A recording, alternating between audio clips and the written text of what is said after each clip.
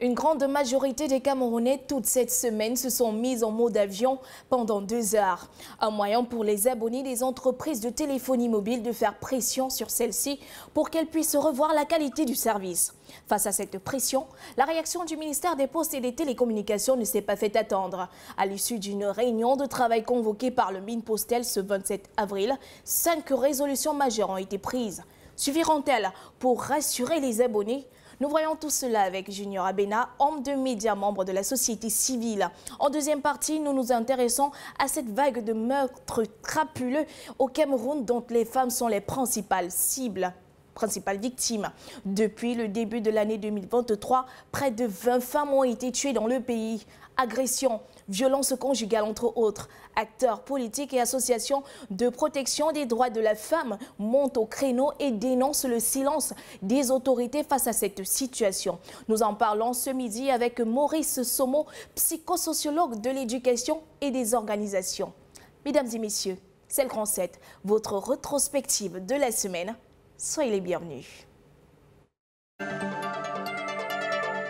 Bonjour et bienvenue.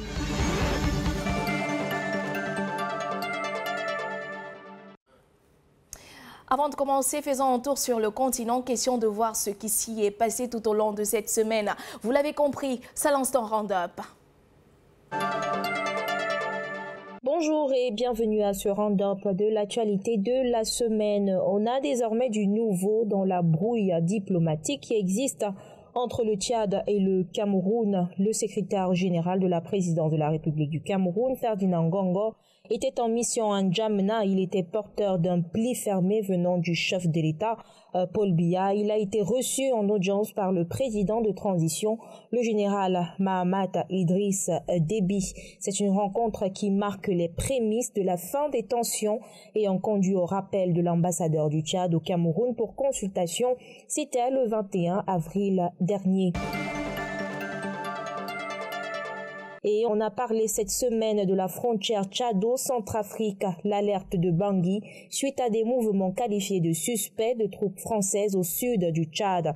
La Centrafrique avance la thèse d'une conspiration tchado-française à l'effet de déstabiliser le pays. Cette dénonciation intervient dans un contexte de montée de l'insécurité dans la région. On a également parlé cette semaine d'insécurité dans la région de l'extrême nord Cameroun. 6 militaires de l'armée camerounaise ont été tués et un autre blessé dans l'explosion d'une mine le lundi 24 avril. C'est une région frontalière avec le Nigeria où sévit la secte islamiste Boko Haram. Les membres de cette nébuleuse seraient les auteurs de l'assaut, selon le gouverneur de la région, Midia Wabakari. En Éthiopie, les discussions entre le gouvernement fédéral d'Abiy Ahmed et les rebelles Oromo sont en cours depuis mardi 25 avril à Zanzibar, c'est en Tanzanie. Les différents médiateurs sont le Kenya et la Norvège. Ces pourparlers ont pour but de poser les bases des discussions plus approfondies dans un futur proche, selon le porte-parole de la rébellion. Et on a également parlé cette semaine de la crise au Soudan. Après 48 heures d'intenses négociations, l'armée soudanaise et les forces de soutien rapide ont finalement accepté d'initier un cessez-le-feu qui a duré 72 heures dans tout le pays. L'annonce a été faite lundi par Anthony Blinken, ministre des Affaires étrangères des États-Unis. C'est un énième accord annoncé au milieu de violents combats débutés le 15 avril entre l'armée régulière et les forces de soutien rapide. En Afrique du Sud, imbroglio autour du retrait de Pretoria de la Cour pénale internationale. La présidente de l'Afrique du Sud a annoncé mardi qu'elle ne quitterait pas la Cour pénale internationale, invoquant une erreur de communication du parti au pouvoir, l'ANC, concernant le mandat d'arrêt contre le président Vladimir Poutine pour crimes de guerre en Ukraine. Et en Guinée-Bissau, l'actualité est bien que ce pays est désormais le premier pays non européen à adhérer à la Convention de l'ONU sur l'environnement. La Guinée-Bissau qui prend des mesures pour la protection de l'environnement et sauvegarde de la biodiversité. Conakry a signé cette semaine la Convention des Nations Unies sur l'environnement et la responsabilité des gouvernements en matière de droits de l'homme, seul instrument mondial juridiquement contraignant sur la démocratie environnementale. Au Mozambique, le président Filipe Nyusi a déclaré cette semaine qu'il était sûr de redémarrer le projet de gaz naturel liquéfié de Cabo Delgado, interrompu en avril 2021 par des attaques rebelles contre les civils.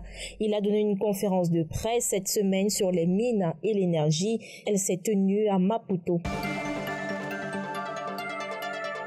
Au Kenya, l'actualité, c'est ce massacre de la forêt Shakahola. Le drame à l'est du pays est désormais qualifié de massacre. Des nouveaux corps ont été découverts cette semaine par les équipes sur le terrain, ce qui fait un total de 95 personnes enterrées par les membres d'une église. Le pasteur Paul Mackenzie leur avait conseillé de jeûner afin de pouvoir rencontrer Dieu. Il a été arrêté et comparaîtra devant la justice kenyane le 2 mai prochain. En santé, cette semaine a été marquée par la journée mondiale de lutte contre le paludisme et au Cameroun, plus de 3 millions de cas enregistrés en 2022. Cette journée s'est célébrée sous le thème « Il est temps de parvenir à 0 cas de paludisme, investir, innover, mettre en œuvre ». Selon les statistiques officielles du Programme national de lutte contre le paludisme, on observe une régression de la maladie et les dernières statistiques ont été dressées cette semaine. En culture, l'artiste sud-africain Kendrick a rendu cette semaine hommage aux oubliés africains de la Première Guerre mondiale. À travers une représentation théâtrale menant plusieurs médiums sur une scène de près de 50 mètres, l'homme de théâtre a mis un accent sur cette composante de la bataille pour la libération de l'Occident qui ne sont pas souvent mis en lumière.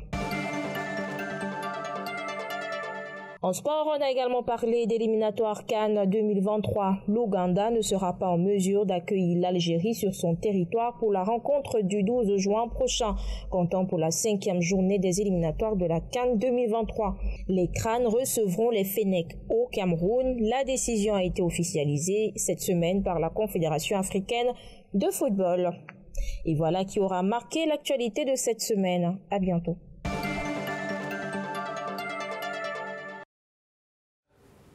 Je vous le disais à l'entame de cette émission, nous recevons sur ce plateau Junior Abena, homme de médias, acteur de la société civile. Bonjour.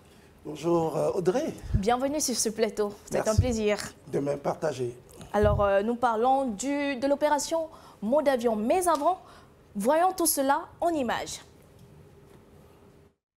Alerte, Mot d'avion. Depuis ce 23 avril jusqu'à ce 24, elles sont nombreuses. Ces publications qui affluent sur la toile. Des publications aux messages fort interpellateurs appelant au boycott des opérateurs de téléphonie mobile. Les usagers dénoncent la cherté des forfaits, la qualité du service, la consommation rapide de leur forfait data, entre autres. L'initiative partie d'un post de l'artiste camerounaise Kares Fotso a conduit à l'adhésion de plus d'un, comme l'acteur, réalisateur Ebenezer Kepombia et Salem Kedi, mais surtout de nombreux usagers.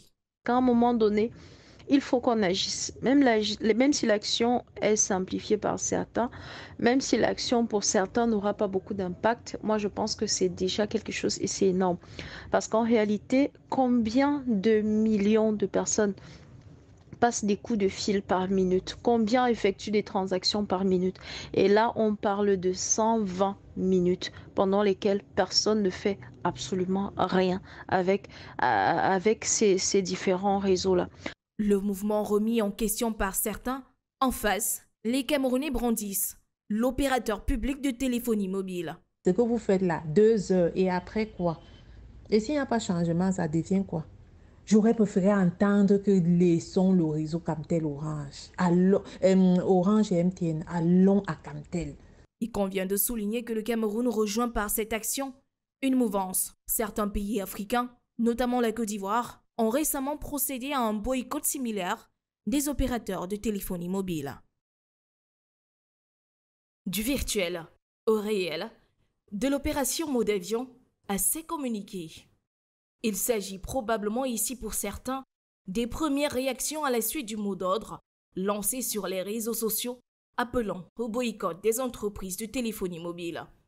Y prendront part les principaux acteurs intervenant dans la chaîne d'offre des services de téléphonie mobile au Cameroun.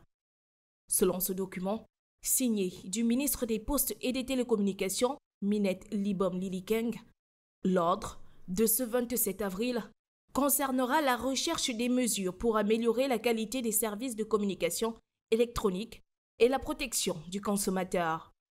Une action prompte du Minpostel, saluée par les abonnés qui ont initié un mouvement de boycott depuis ce 23 avril. Celui-ci consiste à passer en mode avion pendant 2 heures.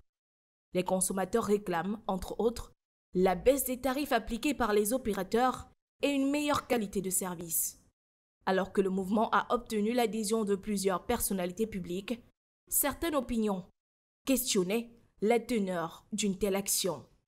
Pour l'heure, les attentions restent figées vers la salle de conférence du ministère des Postes et des Télécommunications, lieu prévu pour cette séance de travail.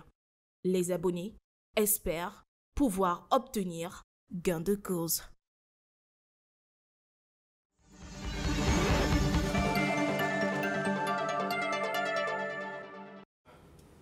Alors, Junior Abina, pensez-vous que les revendications des abonnés sont fondées? Elles sont plus que fondées, elles sont légitimes. Vous savez, les opérateurs économiques, les opérateurs du secteur de la téléphonie naviguent au Cameroun, pataugent carrément et surfent sur les tarifaires, surfent sur le service, et ceci même au mépris des revendications des consommateurs, parce qu'il y a des revendications, il y a autant de revendications qui se font au biais de nos associations, au biais de nos plateformes, et nous retransmettons généralement ces revendications, mais il faut la sourde oreille, il y a la condescendance, le service client qui ne fonctionne pas toujours, et ça fait qu'à un moment donné, il y a le ras-le-bol. Et là, ce ras-le-bol n'est qu'une perspective qui vient de loin, c'est-à-dire que les mêmes revendications qui ont été observées ailleurs, en Afrique de l'Ouest, qui ont été transférées au Cameroun, parce que les Camerounais sont ressentis dans la même indignation que ceux de l'Afrique de l'Ouest, la Côte d'Ivoire et principalement. Et il était donc question de dire stop. Et l'opération a connu un succès fulgurant parce que la société civile a pris en compte cette revendication et a demandé aux gens de partager. Et tout le monde est d'accord que les opérateurs de la téléphonie ne jouent pas vraiment leur rôle et ne donnent pas le service qu'il faut, et les prix ne sont pas toujours le bienvenu parce que c'est au-delà de l'insupportable. Vous l'avez dit, tout le monde a été d'accord pour ce boycott, mais certains avis trouvaient incohérente la méthode utilisée par les internautes, c'est-à-dire passer en mode avion de 12h à 14h. Selon vous, à quel niveau l'opération mode avion représente-t-elle une perte pour les opérateurs de téléphonie mobile? Mais il y a deux volets. Les gens voient le volet financier, c'est-à-dire que le gain, mais il faut voir le volet psychologique. Le volet, l'image de marque de l'entreprise, la perte de confiance. Okay. Ça n'a pas de prix. Les gens qui se désabonnent, les gens qui ne s'abonnent pas, vous savez, même ceux qui perdent leur téléphone ou leur puce veulent se réabonner, veulent le reconduire. Donc même la reconduction là. Et vous voyez les entreprises comme celle-là qui savent que chaque mois a un chiffre d'affaires X et font leur perspective sur des mois Y. Et du coup, on se rend compte que, il n'y a pas des abonnés qui arrivent. 2, il n'y a pas les reconductions, parce que les reconductions, c'est de la consommation. Quelqu'un qui a perdu son téléphone, il a envie de consommer. Et dès qu'il y a ce genre d'opération, ça fragilise, ça n'encourage pas les gens à y aller. Et de 3, les pertes financières, alors elles sont incalculables, parce que les 2 heures à des heures de pic, parce que là, il faut regarder, généralement entre 8 heures et 15-16 heures, c'est des heures de fort trafic. Et lorsque vous prenez sur cette petite pension, vous pouvez retirer 2 heures à 1 heure stratégique je peux vous dire que ça, la courbe, on a vu, il y a eu des experts qui ont renvoyé des courbes d'exportation. On a vu que la courbe était complètement crescendo. Et ça impacte sur les avoirs des entreprises. Ils ont intérêt à réagir. Et c'est ce qu'ils ont même déjà fait, mais la méthode. Nous reclusons cette méthode et même du gouvernement qui est une méthode d'attente, de pourrissement d'une situation et de venir après coup. Or, je peux vous dire que les revendications, c'est depuis des mois. Yaoundé a été paralysé depuis le mois passé. Il y a eu des revendications, on a sonné la cloche. Mais Junior Abena, puisque le Minpostel a convoqué une réunion quelques jours après le lancement de cette opération mot d'avion, on peut considérer quand même que les revendications des consommateurs sont écoutées. Si vous avez regardé, je pense que la plupart des chaînes de télé ont couvert cet élément, mais je pense que c'est une honte pour ce gouvernement. Moi, je pense qu'il ne faut pas faire la langue de bois. Le ministre, madame le ministre, avec tout le respect que j'ai pour cette dame qui a fait ses preuves ailleurs, notamment ici à la douane du Cameroun, mais je peux vous dire qu'au niveau des postes de télécommunications, il y a un vrai souci. Parce qu'il ne suffit pas seulement de jouer l'administration, c'est-à-dire la tutelle. Dit qu'on donne la licence, on donne l'agrément aux opérateurs, on les facilite, on donne les facilitations pour se déployer au Cameroun. Mais est-ce que ce ministère-là tient compte du feedback, du retour? C'est-à-dire que qu'est-ce que les opérateurs donnent? C'est vrai, vous allez me dire qu'il y a une agence de régulation. Mais si vous regardez dans le message du discours, vous avez dit que le message porté après cette réunion de crise, vous allez vous rendre compte que madame le ministre a parlé comme les consommateurs. Elle a parlé comme tout le monde, monsieur tout le monde. Elle s'est plaint aussi que vraiment, et elle fait que des recommandations. Nous attendions que madame le ministre, dans ce genre de situation de crise, qu'elle convoque d'abord le régulateur, qui est le gendarme. Vous ne pouvez pas, dans un match de football, avoir un incident sur l'air de jeu, vous n'appelez pas l'arbitre. Vous mettez appeler le président du club, des clubs, et puis vous appelez quelques joueurs, venez, on va voir. Non, c'est l'arbitre qui est d'abord le premier à intervenir, donc le gendarme, le régulateur, que l'État du Cameroun a mis en place avec nos impôts. Nous payons le régulateur. Ils ont un budget de milliards par an de fonctionnement. Et c'est tous eux qui suivaient et qui ont donc cette lourde responsabilité d'éveiller sur la qualité. C'est-à-dire que les fréquences téléphoniques que nous recevons, donc s'assurer qu'il n'y a pas des interférences entre les opérateurs ou entre les communications, parce que quelquefois, vous appelez une personne, un interlocuteur, et puis vous entendez d'autres conversations qui n'ont rien à voir. Donc c'est le régulateur qui permet d'affiner les fréquences. C'est le régulateur qui permet de dire, OK, vous allez travailler sur tel segment, et vous ne travaillez pas sur tel autre segment. Bon, maintenant, lorsque madame le ministre se met à parler et donner les recommandations aux régulateurs, qui n'étaient même pas là, qui n'a même pas pris en compte ce que nous avons demandé, et dont le service client est le plus près du monde, parce que vraiment, il y a une vidéo qui circule sur Internet où un influenceur a essayé d'appeler, mais je vous dis, c'est la catastrophe. Cette dame qui est à la réception, qui est au call center, je ne sais pas si on l'a maintenue en poste, mais c'est une honte pour le Cameroun. Alors, Junior Abena, boycott des opérateurs, oui. ART, Minpostel, les responsabilités sont partagées à quel niveau? Mais à tous les niveaux. Moi, le ministère ne m'intéresse pas. Le ministère des Postes ne m'intéresse parce que c'est la tutelle, c'est l'État. L'État du Cameroun se fait de l'argent comme tous les États, comme la France d'ailleurs. Actuellement, la France demande à la société Free d'augmenter les prix. Pourtant, Free fait du social. Avec la crise sociale qui est en France actuellement, Free dit qu'il ne veut pas augmenter. Or, France Télécom, qui est le patron de... Sans publicité. Sans citer, qui gère également de la société qui est au Cameroun ici, ils sont en train de mettre la pression psychologique à Free pour que Free augmente les prix. Et donc, ce qui fait que vous ne pouvez rien attendre du ministère. Ce que nous réclamons ici, c'est de permettre à ce que le régulateur soit sur le terrain. Or, le régulateur n'assume pas. Il laisse la concurrence s'entendre. Lorsque deux opérateurs s'entendent dessus pour établir les tarifaires, ça n'a plus de sens. Et je vais vous dire, je vais même aller plus loin. Il y a un organisme de régulation de veille sur les prix au Cameroun.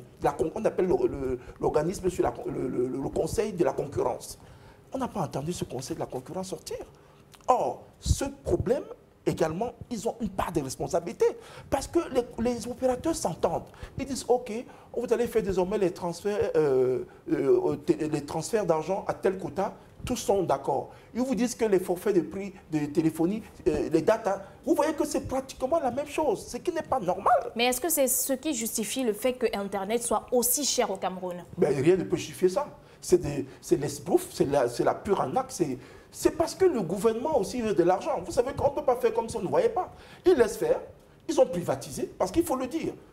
Camtel Mobile a été privatisé et a été racheté par un opérateur qui a une couleur jaune. Et l'autre opérateur qui était mobiliste à l'époque, qui est une entreprise française, a racheté l'autre part aussi, qui est l'opérateur du fruit, le fruit pourri qu'on est en train de rejeter aujourd'hui. Donc, l'État s'est désintéressé d'un secteur. Et aujourd'hui, on dit qu'il faut que Camtel revienne. Camtel ne peut pas revenir parce que Camtel même est une entreprise endettée. Camtel fait partie des top 10 des entreprises les plus endettées du Cameroun. Donc nous regardons ici le régulateur, donc l'ART, qui devait faire son travail. Assurer que les fréquences que nous recevons sont de bonne qualité, donc la qualité d'écoute, la qualité de transmission.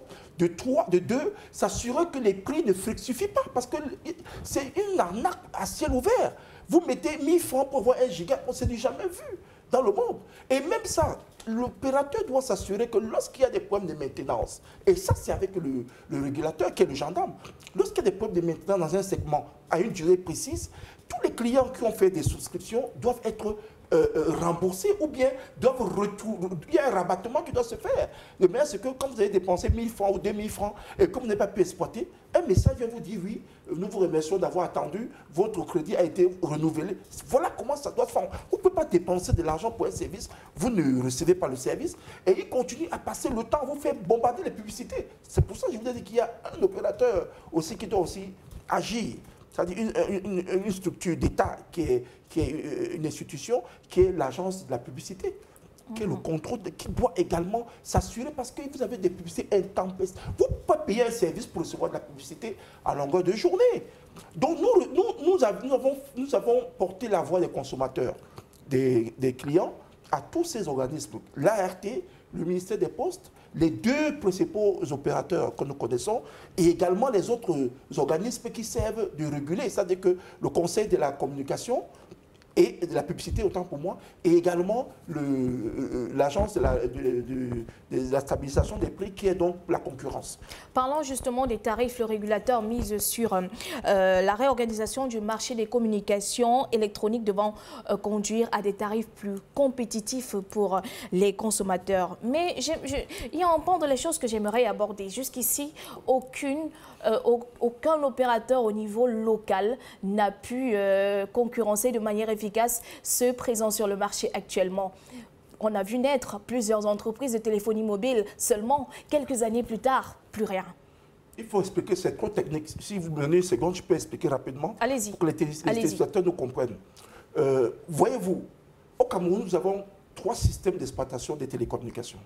Il y a d'abord le premier système qui est analogique, donc le câble, c'est-à-dire le téléphone souterrain, le câble qui passe de téléphone fixe, qui existe toujours, qui est géré par Camtel. Nous avons la fibre optique qui vient de la haute mer, c'est-à-dire qui vient depuis le golfe de Guinée et qui arrive au niveau des Kribi, qu'on appelle le backbone, qui est géré également par Camtel. Et la fibre a le plus haut débit. Avant la fibre, parce que la fibre n'avait pas 10 ans, hein, avant cette fibre, il y avait le satellite.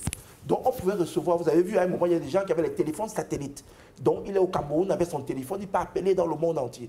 Mais les coûts sont très élevés parce que le satellite n'appartient pas au Cameroun, appartient à un tiers. Et du coup, les prix sont très élevés. Donc la communication satellite, de plus en plus, est abandonnée pour la télécommunication terrestre, donc qui est le câble optique. Alors, le seul provider au Cameroun qui a donc le contrôle de cette distribution, c'est Camtel. C'est Camtel qui crée donc le réseau de câbles. Ce câble qui sort de la haute mer, qui arrive au Cameroun et qui distribue donc la fibre à tous les opérateurs. Les opérateurs, qu'est-ce qu'ils ont à faire? C'est rien que d'augmenter avec des pylônes, c'est-à-dire qu'ils mettent des relais, des postes de relais, pour que maintenant la communication puisse se faire à travers le territoire qui est exploitable. Donc maintenant, qu'est-ce que vous voulez comprendre? Comment un opérateur qui arrive, qui vient par exemple de Chine ou d'Asie, qui veut s'installer au Cameroun et qui a besoin d'avoir, 1, des fréquences, 2, des espaces, 3, les licences et tout ce que cela comporte. Et vous voyez que l'administration... Et même au niveau local, hein, Junior. Oui, même si c'est un Camerounais, ça va être très compliqué parce que du coup, vous devez avoir l'accès, 1, au réseau de Camtel. C'est-à-dire que vous devez avoir une licence d'exploitation, vous devez avoir des agréments. Et pour tout ça, c'est des dossiers assez coûteux. Parce qu'ils vont vous dire que pour avoir une fréquence, pour avoir quelques fréquences sur Camtel, voilà les conditions. C'est pareil pour les chaînes de télé. Vous savez qu'on vous dit même que les chaînes de télé, c'est par... ils ont un langage pour dire que l'administration accorde, vous laisse exploiter. Mais simplement pour vous dire que c'est tellement coûteux. C'est trop coûteux pour un opérateur camerounais de venir se lancer. La preuve, beaucoup ont essayé. Même certains ont essayé, mais ils ne peuvent pas parce qu'il y a deux autres opérateurs qui profitent de la libéralisation, c'est-à-dire que l'État a vendu ses parts. Et quand vous savez, l'État vend, l'État s'assure que comme j'ai vendu, là, je profite. Mais il ne faut pas que je vende et qu'un autre qui est venu d'ailleurs vienne concurrencer. C'est pour ça que Camtel même ne peut pas concurrencer les deux opérateurs, parce que Camtel ne voit pas l'intérêt. Camtel ne voit pas l'intérêt de Selon les statistiques, permettez-moi, Junior Abena, selon les récentes statistiques, l'opérateur public couvre moins de 10% des lignes téléphoniques du Cameroun, soit seulement 18,4% du marché. Comment redresser la courbe? Ils ne peuvent pas redresser la courbe parce que c'est un problème politique. Et quand on dit politique, les décisions ne se prennent pas qu'au Cameroun. On a des opérateurs qui viennent de la France. Je vous dis que vous avez un opérateur qui vient de la France et qui vous impose un quota et vous dit voilà, moi je peux vous donner, mettre dans les caisses publiques chaque année tel montant. Et l'État dit ok, comme tu peux mettre ça, bon, il n'y a pas de problème, j'ai. C'est comme ça. Il n'y a pas de... Je ne sais pas pourquoi les Camerounais ne veulent pas voir l'aspect des choses. Et quand vous avez privatisé, donné déjà à quelqu'un d'exploiter quelque chose, pour revenir là-dessus, ça devient très contraignant. Vous avez vu, Madame le ministre, vous avez vu les acrobaties, comment, les langages diplomatiques qu'elle utilisait. Elle fait des réclamations, elle fait des propositions. Vous n'avez pas vu, Madame le ministre, venir dire que nous avons décidé qu'avec les opérateurs, que nous allons baisser comme ça. Elle n'a rien dit. Elle dit vraiment, essayez de voir, parce que vraiment, il y a des problèmes de fibres optiques qui sont coupées, il y a le vandalisme, il y a ceci, il y a cela. Mais vraiment, les opérateurs doivent prendre aussi en compte les doléances. Vous voyez, ça n'a pas de sens.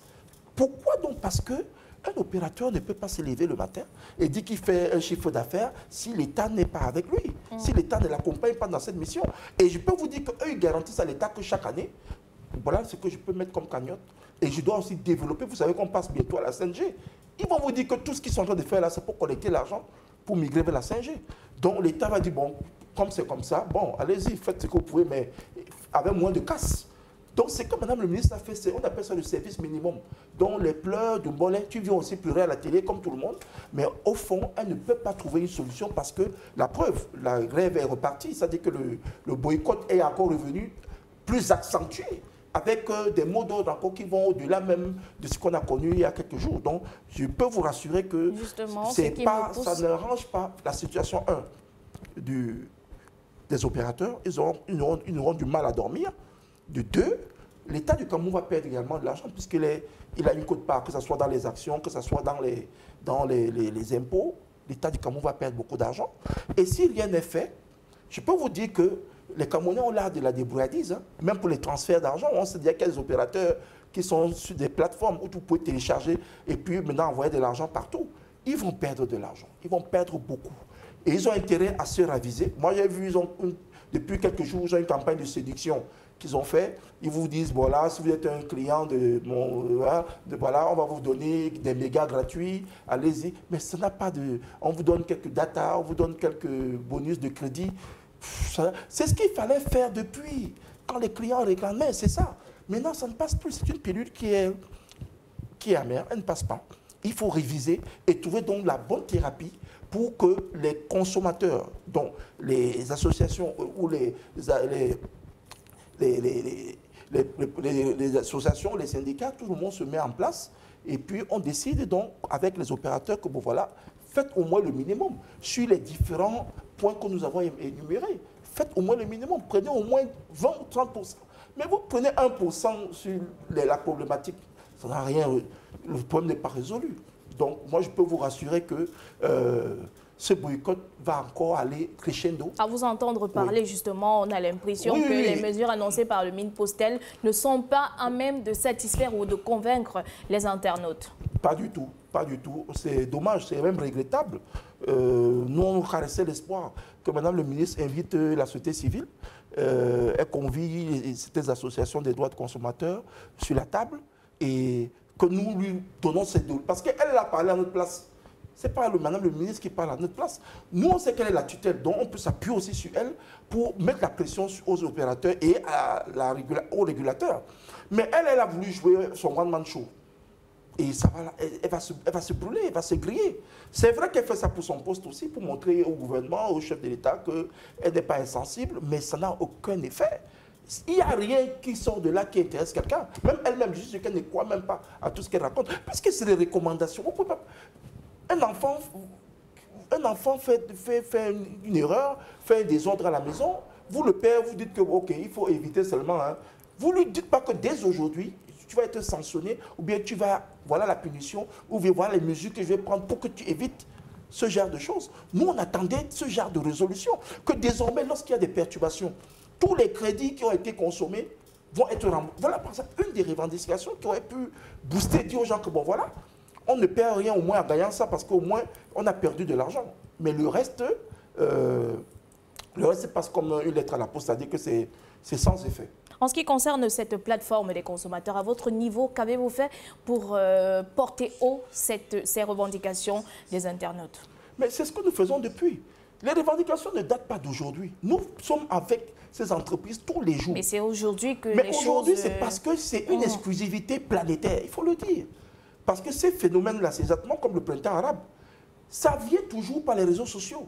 Et eux, le drame, c'est qu'eux, c'est des exploitants de ce secteur-là. Ils sont touchés parce que c'est dans leur secteur que le buzz peut se faire. Donc, il peut y avoir une masse critique qui peut se développer rapidement.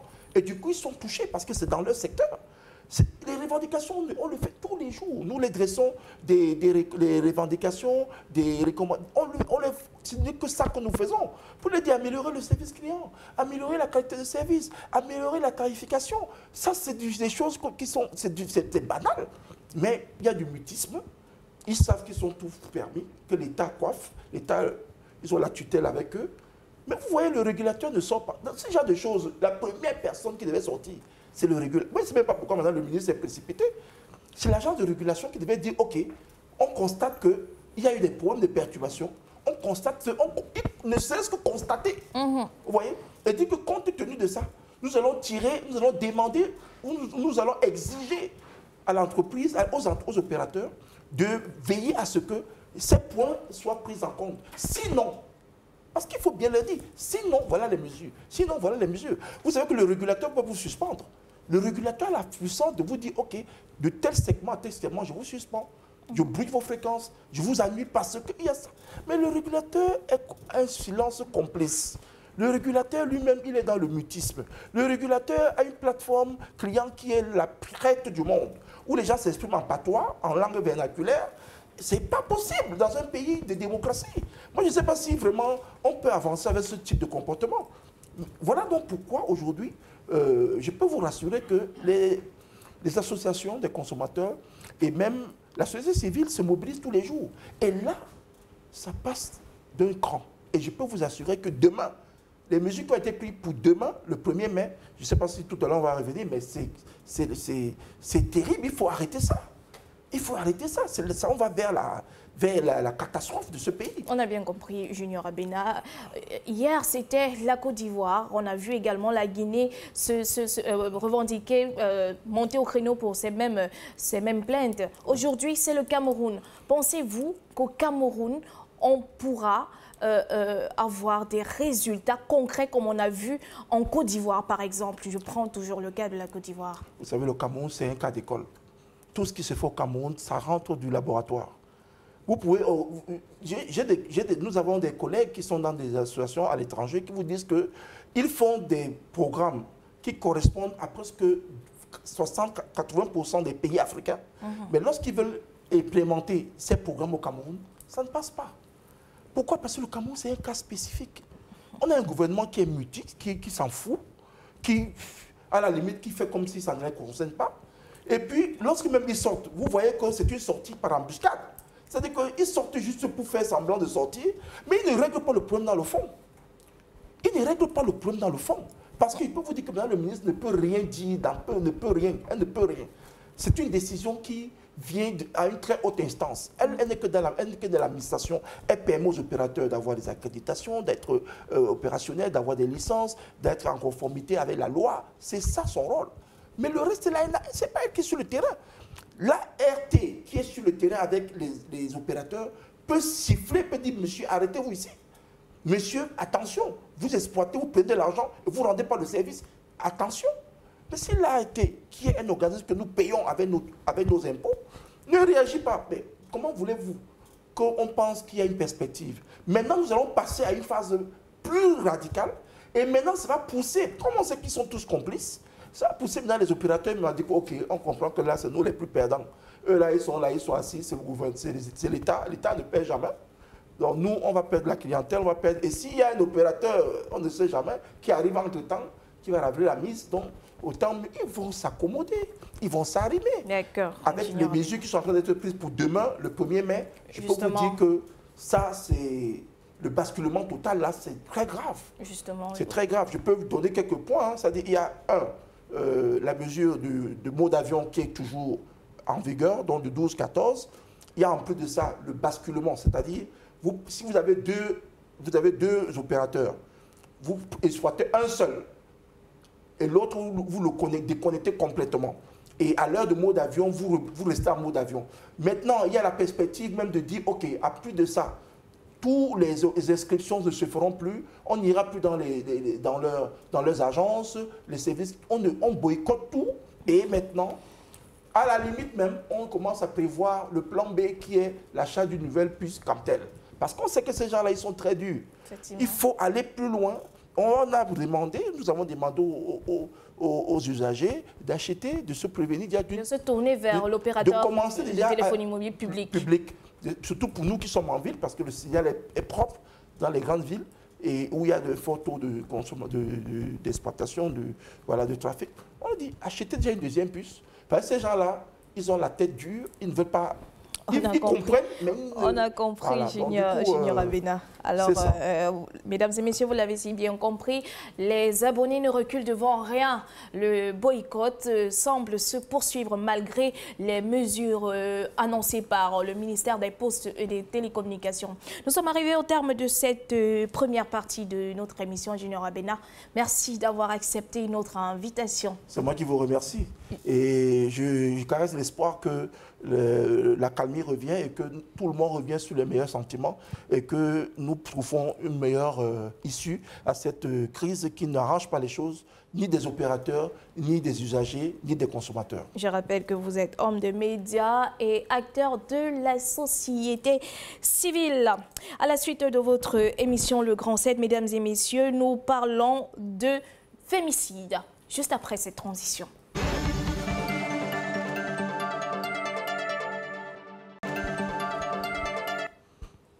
Agression, violence conjugale entre autres. Mesdames et messieurs, nous parlons ce midi de fémicide.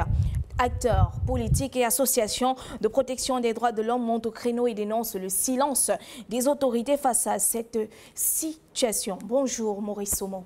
Bonjour madame. C'est un plaisir de vous recevoir une fois de plus sur ce plateau. Plaisir partagé. Alors, on parle de 20 femmes tuées depuis le début de cette année 2023. On a quand même l'impression que la femme est en danger au Cameroun. Qu'est-ce qui explique ce pic de fémicide au pays, dans ce pays? Bon, de prime abord, nous allons dire que cette statistique que vous publiez est très très minorée. Ça, il faut le dire clairement parce que, disons, pour être plus précis, 20 femmes déclarées. Déclarées parce qu'en fait, il y a des meurtres qui se passent un peu partout dans certains coins bien retirés, à l'abri, n'est-ce pas, des médias et de toute publicité, et qu'il faudrait peut-être prendre en compte dans ce décompte. Maintenant, le pic, est-ce qu'il est véritablement monté? Oui, on en a l'impression. On en a l'impression, peut-être d'ici la fin de l'année, ceux qui s'occupent de ces statistiques, je pense à une amie, Clarence Yongo, par exemple, qui est très, très impliquée dans ce combat. Ils nous diront exactement ce que ça sera. Et pourquoi cela arrive? simplement parce que les féminicides sont en fait des actes qui, comme toutes les autres violences,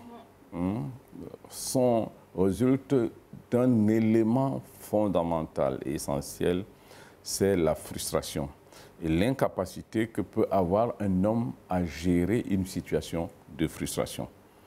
Et pour le comprendre mieux, on va aller dans ce que je pourrais appeler des frustrations d'ordre économique. C'est-à-dire qu'il y a des personnes qui, parce que économiquement frustrées, veulent rendre responsables parfois des femmes de leur situation.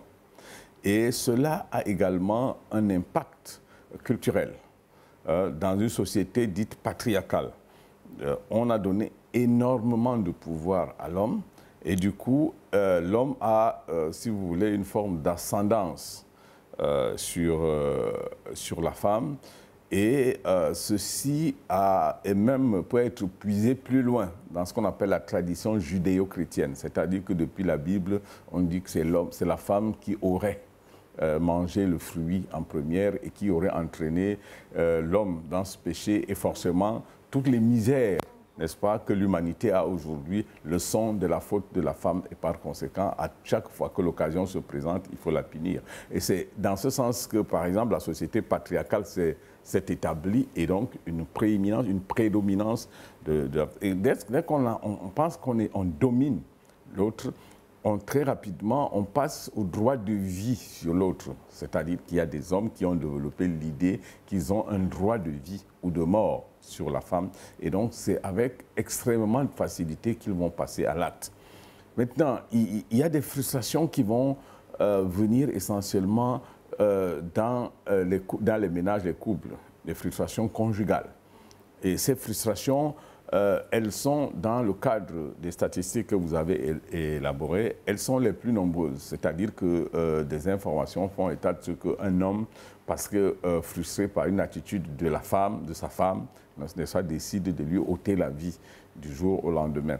Alors, les frustrations conjugales, elles sont extrêmement nombreuses et le sont du fait aujourd'hui de la précarité dans la plupart des ménages, c'est-à-dire qu'il y a une forme de précarité, une précarité matérielle, mais également une précarité psychologique et mentale. Beaucoup n'ont pas été préparés à assumer cette vie de couple. Et finalement, très facilement, la frustration vient, comme Georges Brassens le dit, lorsque 2, 3, 4, 5 jours, 1 an, 2 ans, vous continuez de penser que votre femme a son nez toujours au milieu de la figure et vous vous dites, ah ouais, ça en est trop. Vous avez l'impression que celle que vous avez vue dehors a un nez placé ailleurs. Donc du coup, cela crée une forme de frustration. On a l'impression de ne pas être un homme véritablement si on ne le fait pas et la femme qu'on a à la maison constitue parfois un obstacle, vous occupe un peu trop d'espace et beaucoup de meurtres vont aller dans une démarche presque inconsciente, c'est-à-dire que des hommes qui tuent des femmes et plus tard ne sont même pas capables d'assumer ces actes parce qu'ils ne sont pas totalement conscients de les avoir posés. Donc effectivement, il y a une décrépitude économique, mentale et morale de la société ayant abouti à une montée de beaucoup de frustrations et forcément ce qui va avec. Maintenant, si vous voulez, on va évoquer d'autres éléments qui, pour moi, sont résiduels. Les réseaux sociaux avec... On va y arriver sur les réseaux sociaux. Alors, j'aimerais savoir, vous parliez de frustration économique. Ça veut dire, il va sentir que le climat social délétère qui prévaut actuellement, vous faites le lien entre ce climat social délétère et ces crimes. Bon, écoutez. Nous allons parler, là je vais mettre ça dans un même paquet, hein, c'est-à-dire que les féminicides doivent être couplés à un ensemble d'homicides qu'on peut constater, dont la montée est extrêmement vertigineuse aujourd'hui dans notre société. C'est-à-dire qu'à un moment donné, certains malfrats ou certains meurtriers, lorsqu'ils vont poser leur acte, et là, ça me donne l'occasion de faire une précision importante dans le concept de féminicide. Le mot féminicide, si c'est de ça exclusivement que nous devons parler. Nous devons dire que c'est le meurtre d'une femme du fait qu'elle est une femme. C'est-à-dire qu'on ne la tue pas parce que peut-être on voudrait prendre de l'argent quelque part ou quoi que ce soit, mais du fait qu'elle soit une femme, c'est pour cela qu'elle est tuée. C'est-à-dire qu'elle était une autre personne, se retrouvant à cet endroit, mais n'étant pas une femme, elle n'aurait jamais été tuée. Vous comprenez? Et c'est pourquoi je trouve cette approche beaucoup trop restrictive, hein, des violences et des meurtres, si vous voulez, des homicides globalement qui concernent les femmes. Maintenant, si on prend le problème plus globalement, nous allons dire que aujourd'hui, si de plus en plus de femmes perdent la vie, c'est qu'elles sont la cible facile. D'abord, elles sont une cible extrêmement facile. C'est-à-dire, par exemple, on parlait du dernier meurtre, d'un des derniers meurtres qui a été élucidé et pour lequel, par exemple, celui de Nanga et Boko, je crois que c'est de celui-là que vous parlez, qui a quand même fait l'objet d'une restitution. On voit très bien que... une famille décimée à cause d'un homme. Voilà, on voit exactement toute une famille qui a été vraiment décimée. Et quand vous regardez cela, vous comprenez que la cible potentielle n'était pas seulement parce que c'était des femmes, mais parce que c'était des personnes faciles à tuer. Vous imaginez que si toutes ces personnes étaient vraiment des hommes, ça ne serait pas fait avec autant de facilité. Donc c'est pour dire que c'est vrai, il y a cette fragilité, cette facilité à tuer la femme, mais sur le plan économique, lorsque vous regardez des personnes, des jeunes, des personnes tout simplement dans la rue, qui sont victimes de certaines frustrations du fait qu'ils ne peuvent pas accéder à la pitance quotidienne. Ils cherchent très facilement des formes de boucs émissaires. Des boucs émissaires, c'est quoi? C'est ces personnes qui sont responsables de leur situation. Alors, le climat social délétère dans son ensemble puise son essence dans le fait que si tout le monde est content, c'est-à-dire que si tout le monde a l'argent, tout le monde est content, chacun a ce qu'il veut, comme il veut et veut faire un bon usage, il n'en voudrait pas à l'autre. Et par conséquent, n'irait jamais attaquer l'autre en général, si chacun peut être à son aise. Mais aujourd'hui, les gens, de plus en plus, des personnes estiment que leur situation a pour principal motif mobile le fait que certains se sont arrogés, hein, se sont accaparés des biens. Et dans cet environnement, on a l'impression que la femme n'est jamais très loin.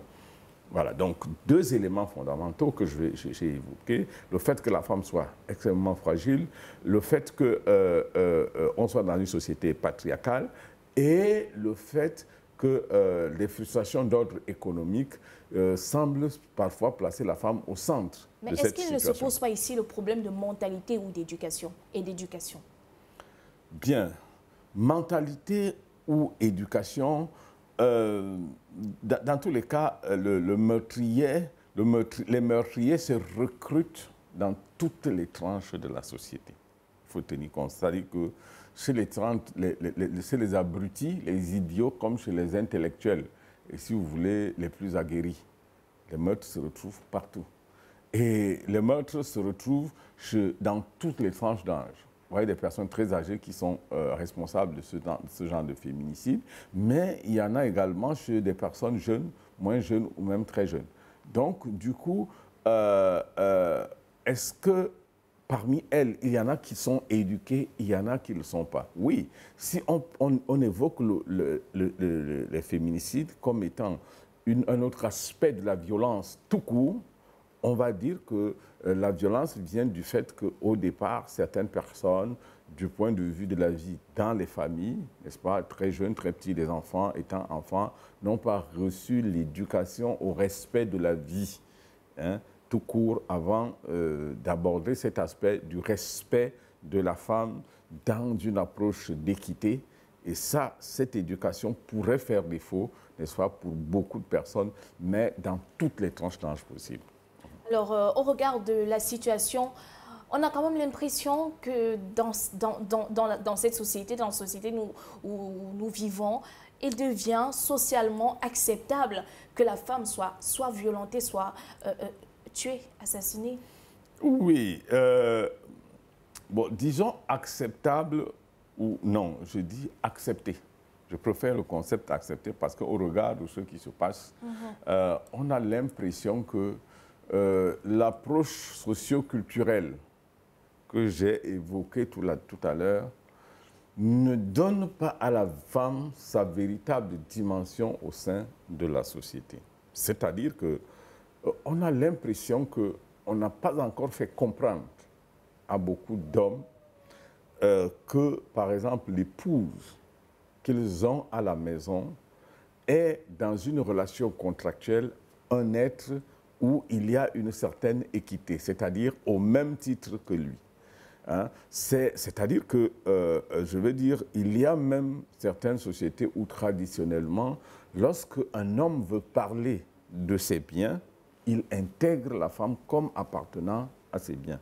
Lorsque vous avez des biens, qu'est-ce que cela signifie concrètement? Lorsqu'on vous dit de vous que vous êtes un bien, ça veut dire que l'homme, vous êtes libre d'en disposer comme vous voulez et à un moment donné, vous êtes libre de vous en débarrasser si cela devient encombrant. Et je crois que le combat que les femmes mènent actuellement dans le cadre de la recherche de cette équité va participer énormément à arranger ce problème. C'est-à-dire que revaloriser la femme, et ça pourrait contribuer davantage à démontrer à l'homme qu'il ne peut pas disposer de la vie d'une femme qu'il veut. Et ça, c'est beaucoup plus dans les féminicides qui ont lieu dans le cadre conjugal. Comment faire en sorte que l'humain prenne conscience de la valeur, reprenne conscience de la valeur d'une vie? Bien, il faut redéfinir un certain nombre de valeurs dans nos sociétés et les mettre en avant. C'est-à-dire que depuis un certain temps, et comme je le disais, une certaine approche a catalogué notre société en réduisant fortement les pouvoirs de la femme, en remettant la femme même pas à côté de l'homme, mais en dessous de l'homme. Ajouter à cela la fragilité à laquelle je faisais allusion, tout cela ont fait qu'aujourd'hui, on est de plus en plus, la société tolère d'une façon ou d'une autre les féminicides. Tout va commencer par une répression forte des pouvoirs publics contre tout ce qui est féminicide. Quelle est la meilleure répression pouvant mettre un terme à ces crimes selon vous? Mais la première répression serait de mettre des lois sur place qui vont être extrêmement dures pour des personnes coupables de ce type d'acte. Hein? Ça, c'est à mon sens la première chose, c'est-à-dire qu'aujourd'hui, ça ne devrait pas être une histoire d'attendre que la femme, une histoire d'attendre que la femme soit tuée pour qu'on prenne conscience de ce que le crime est établi. C'est-à-dire que si on commence par comprendre, par le fait, comme on a légiféré, par exemple, en Europe pour le cas des enfants, et ce qui allait vers la diminution des infanticides, c'est-à-dire que le simple fait d'avoir un acte violent, sous quelque forme que ce soit, vis-à-vis d'une femme, devrait déjà être en soi reprimé de façon vertement reprimé. Le simple fait de savoir que dans une maison, un homme a haussé abusivement le ton sur une femme qui est par essence un être fragile, à ce moment-là, il faudrait peut-être que la répression commence à s'appliquer. Vous parliez il y a quelques instants de la part de responsabilité des réseaux sociaux. Je voudrais qu'on aborde cette question. Quelle est la part des responsabilités des réseaux sociaux dans ces crimes que nous voyons dans notre société aujourd'hui? Les réseaux sociaux ont eu pour impact significatif le relais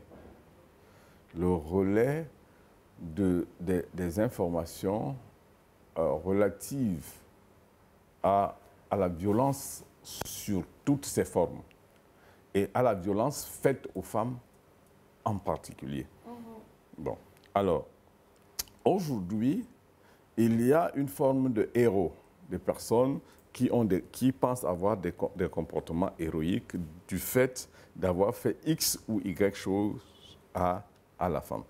Bon. Et donc, les réseaux sociaux ont permis aux meurtriers de bien et de mieux s'organiser.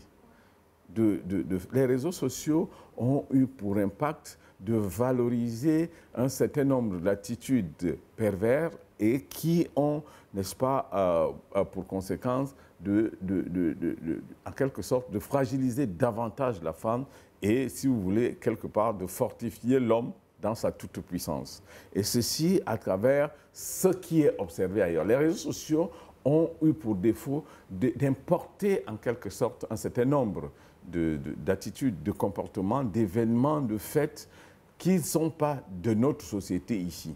Et dans ce qu'on a toujours appelé la mondialisation, lorsque, à travers les réseaux sociaux, on relate un meurtre et qu'on voit comment ça se passe ailleurs, on a l'impression que c'est facile ici. Ça peut se passer la même chose peut arriver ici. Donc, pour parler du cas spécifique du Cameroun, une très mauvaise exploitation des réseaux sociaux a eu pour impact d'exacerber, de banaliser et d'exacerber les comportements violents tout court. Et dans cet élan, cela a emporté également le féminicide qui est, n'est-ce pas, facilité par le fait que certains essais peuvent plus facilement se faire chez les êtres les plus fragiles que sont les femmes. Alors, quelle lecture faites-vous, M. Somo, face au mutisme de la société et des autorités surtout? Bien. La société est organisée sous deux aspects. Il y a ce qu'on appelle la société civile tout court. C'est-à-dire, c'est vous et moi qui, en réalité, nous ne faisons pas partie de ceux qui décident de la conduite de la société.